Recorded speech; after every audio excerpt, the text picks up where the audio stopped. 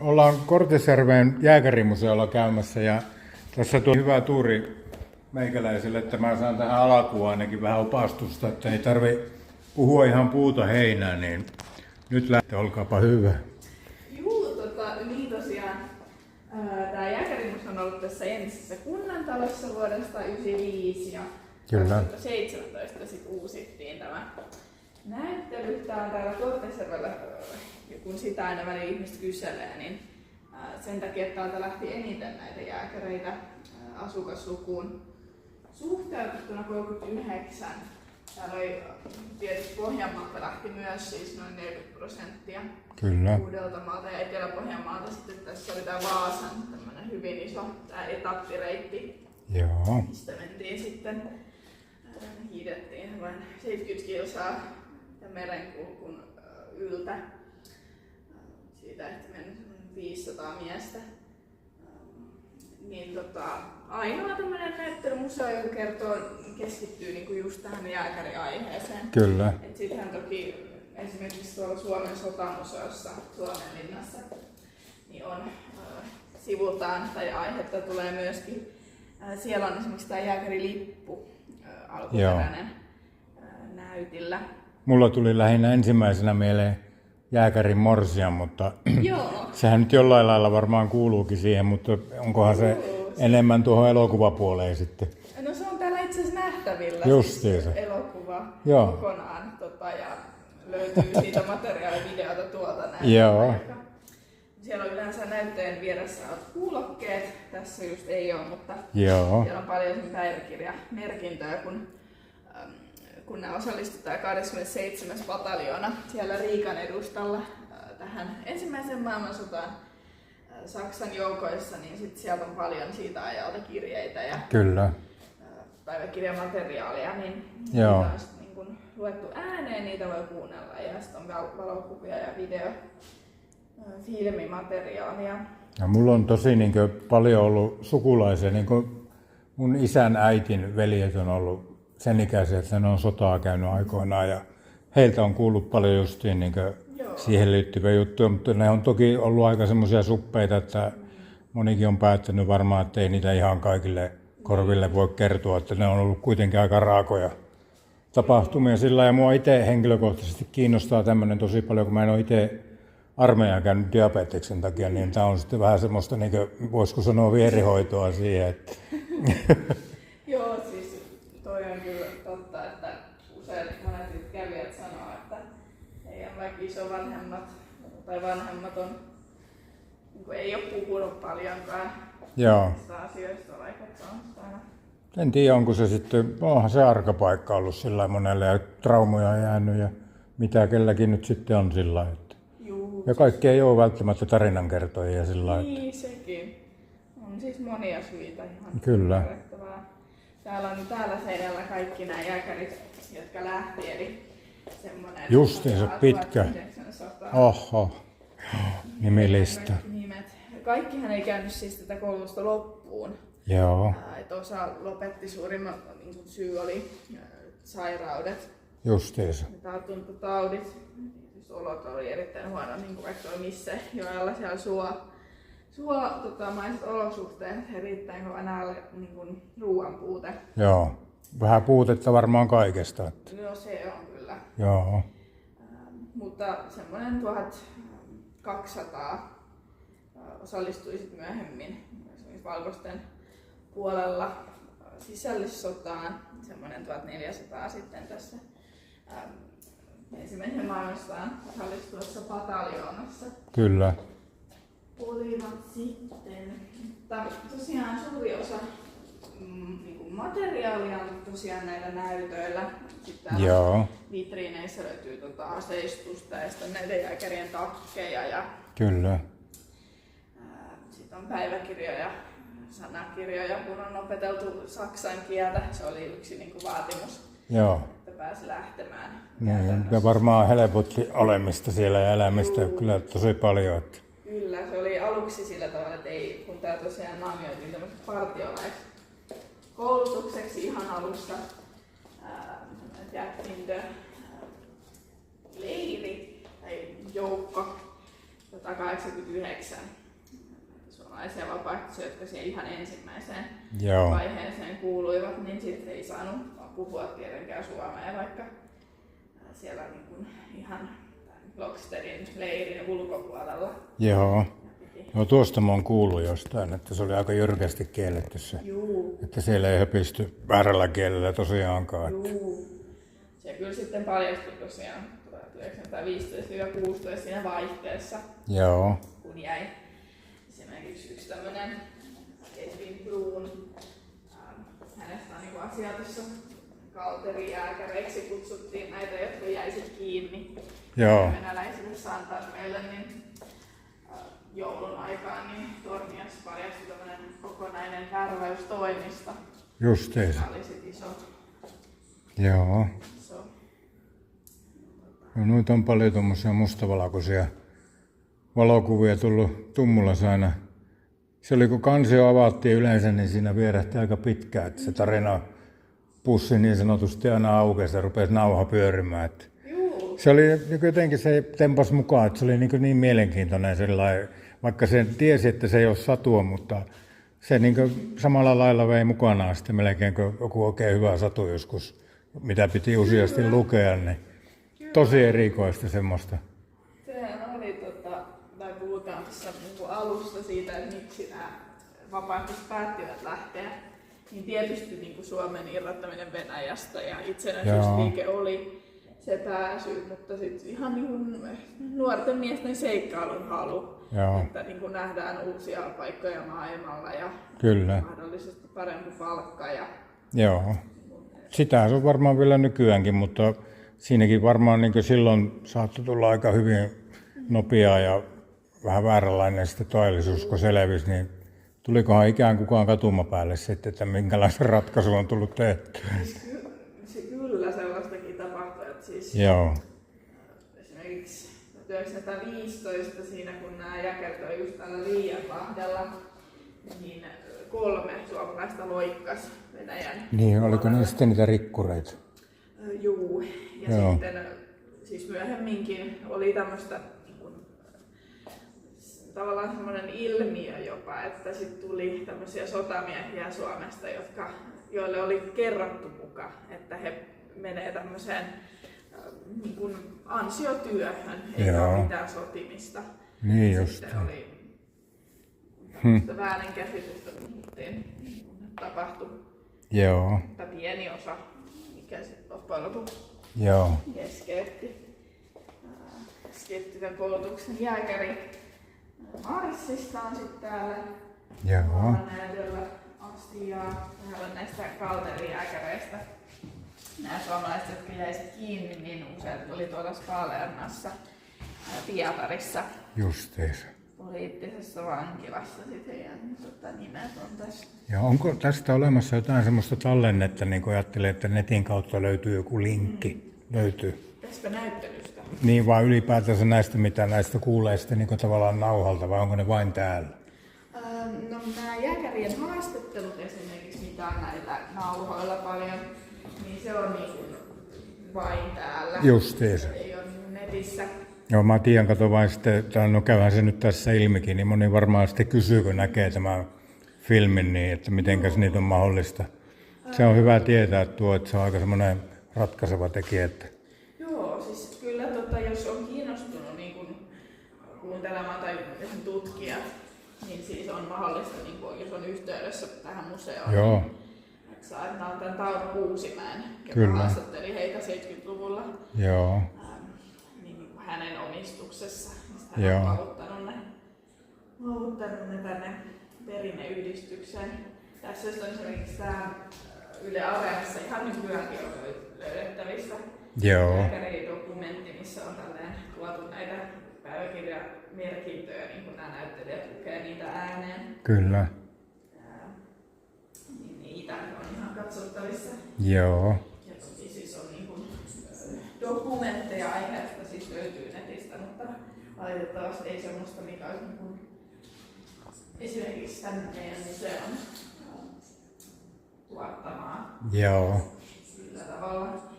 Tuolla huoneessa on nyt tämä kirjasto, missä on jääkäriaiheista kirjallisuutta, niin siellä on tuossa näytöllä niin Joo. haastatteluja lisää sitten myöskin. Kyllä.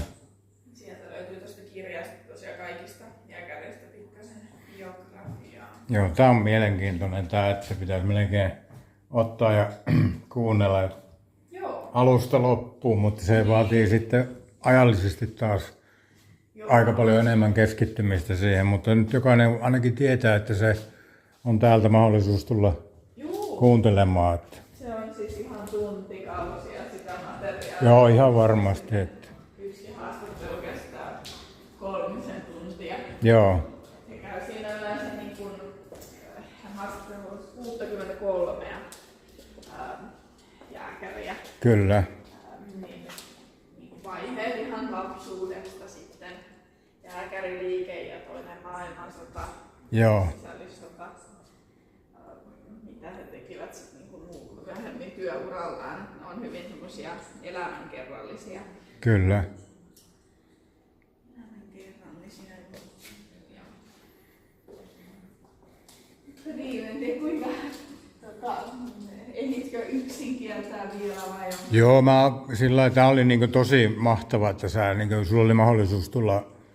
Se on nimittäin tärkeää, että siinä puhutaan niinku asiaa. Tämä on kuitenkin semmoinen aihe, että mulla ei ole niinku mitään niin konkreettista semmoista omakohtaista kokemusta, että tämä oli niinku ihan kympin veto, kun saatiin tähän mukaan. Että. Mitä? Pitää aina vaan vähän kysyä, että jos Joo, totta kai.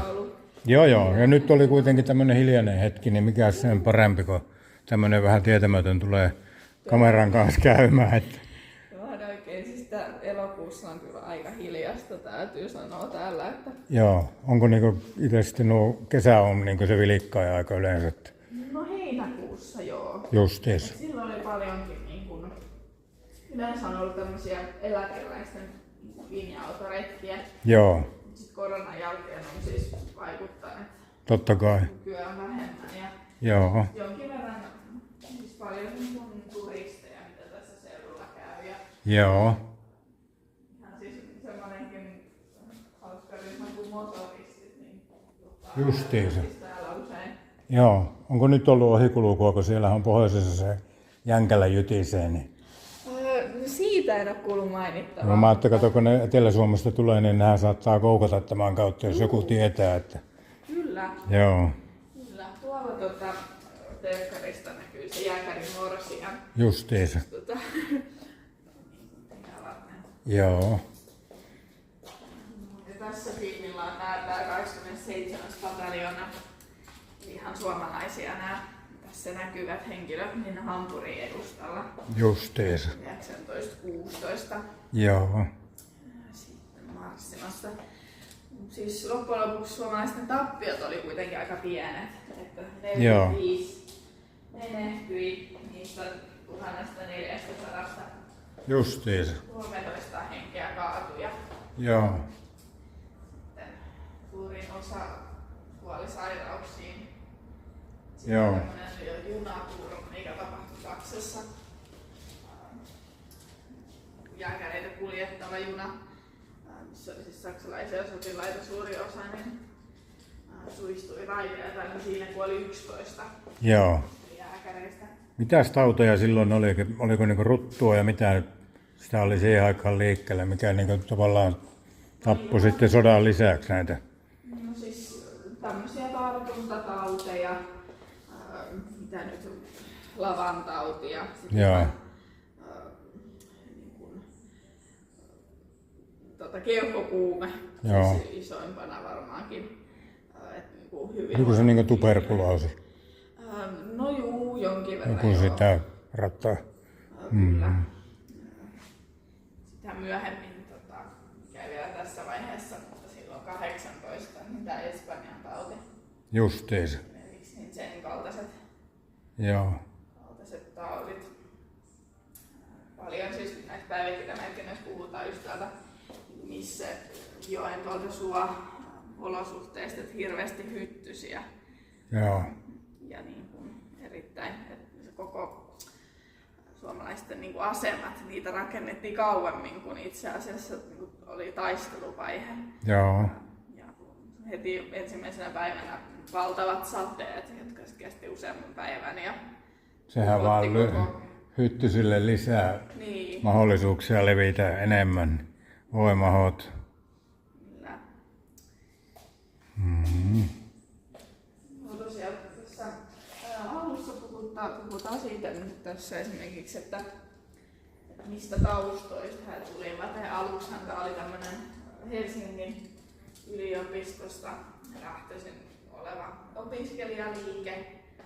Suomen itsenäisyyttä ajavat ylioppilaat, mutta myöhemmin se tämmöisen niin sanotun suuren värväyksen, mistä nämä etappireitit sitten oli Kyllä. 15 eteenpäin, niin myötä sitten tuli tämän koko Suomen yhteiskuntaluokat kattava.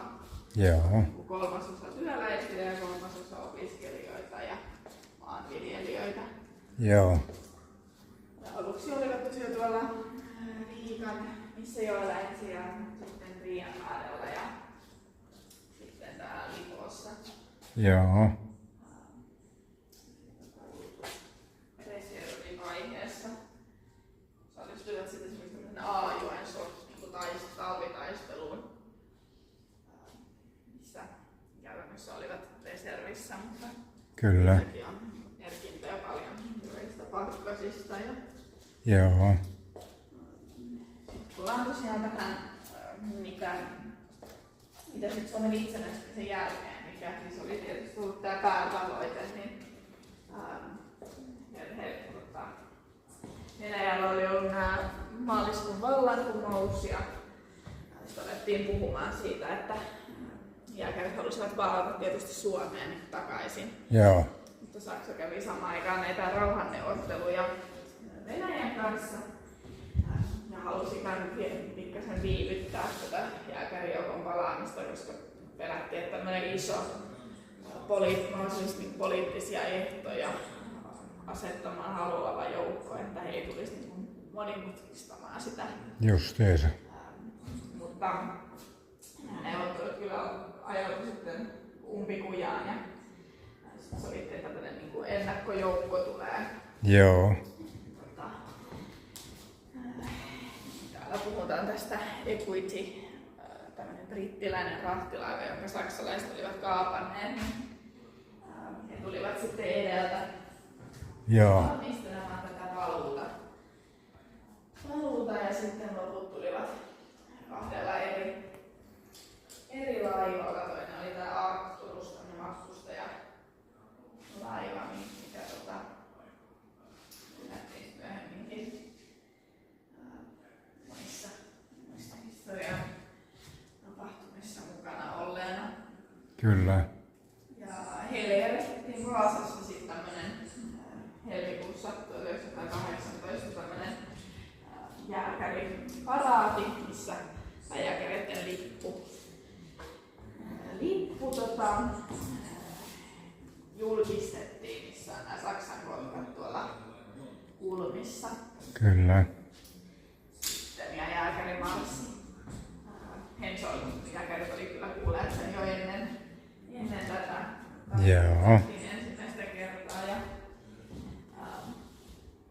tosiaan sitten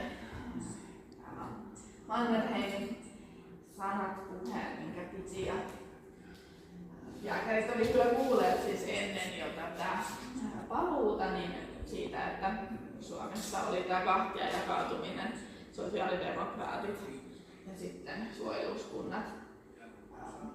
Että oli tällaista poliittista kahtia jakautumista ja niin kovat jännitteet. Kyllä.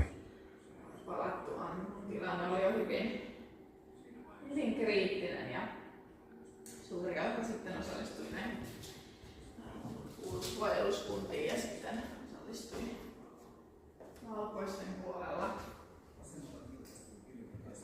sisällissotaan. Joo. Myöhemmin suuri osahan 800 osallistui talvisotaan näitä jääkäreitä ja sitten 700 jatkosotaan. Heidän roolinsa niin Suomen toisessa maailmansodassa Suomella oli hyvin merkittävä. Hän oli jo tämmöinen niin jopa upseerin arvon koulutuksen saanut Kyllä. päällystö, jolla oli oikeaa kokemusta sotimisesta Saksan joukoista. Niin heidän siis rooli oli hyvin merkittävä niin kuin esimerkiksi taistelussa Neuvostoliittoa vastaan talvisodassa ja ihan 50-luvulle asti niin Suomen puolustusvoimissa he olivat merkittävästi johtotehtävissä usein. Kyllä. Monet. Sieltä löytyy, se on toi sama filmi, mutta sitten siellä on Joo. niitä harjoitusfilmejä, kun he treenasivat ennen lähtöä sitten.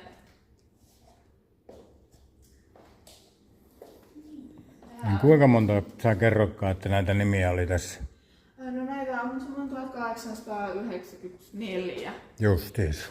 Mikä oli se virallinen määrä, Joo. jotka aloittivat ainakin tämän kurssin. Tähän sitten sisältyy nämä Catfinderit, ihan se partiolaiskurssi ja sitten myöhemmin vaiheen kaikki.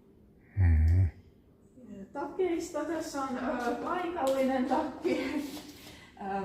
Ihan vaan satunnainen tieto, tämmönen Juho Kokkila, jääkäri, on korteasjärveläinen. Ja myöhemmin sitten jatkoi maanviljelijänä sodan jälkeen, niin hänen takki. Justiis. Kaikista noista ei ole tietoa, että kelle kuului. Joo. Kuului sittenkään. Hienokuntoisen näköisiä ovat vielä tänäkin päivänä. Kyllä. Varmasti on vielä jossain jäljellä, mutta ei vaan Joo. säilynyt tai sitten ei ole lahjoitettu Kyllä. tänne. Toki tuolla Loksterissa esimerkiksi, niin täällä, missä nämä jääkärit kouluttautu, niin siellä on tämmöinen museo niin kuin tästä aiheesta. Joo. Ja siitä tämän keskuksen niin kuin historiasta laajemmin, että miten sit Saksassa... Kattavampi. Juu. Joo. Juu, ja meillä on siellä esitteitä. Pitääpäs pitää mielessä, nimittäin siitähän voidaan tehdä sitten niin sanottu jatko-osa tälle. Juu, kyllä. Ja kannattaa. Siellä on osa paikan nimistäkin, siis kylteistä vielä suomeksi. Justeisa. Ja siellä on jonkin verran siis yhteyttä näiden perinneyhdistyksen niin kuin ihmisten ja sitten näiden asukkaiden rinnalla. Että siellä on esimerkiksi tämmöinen kahvila, mitä piti tämmöinen saksalainen perhe ja sitten niin kuin heidän jälkeläiset, johon on vieläkin niin kuin yhteyksissä. Kyllä. Että on säilynyt niin kuin tämmöiset ystävyyssuhteet ja perhesuhteet vieläkin. Joo. Olipas mahtava.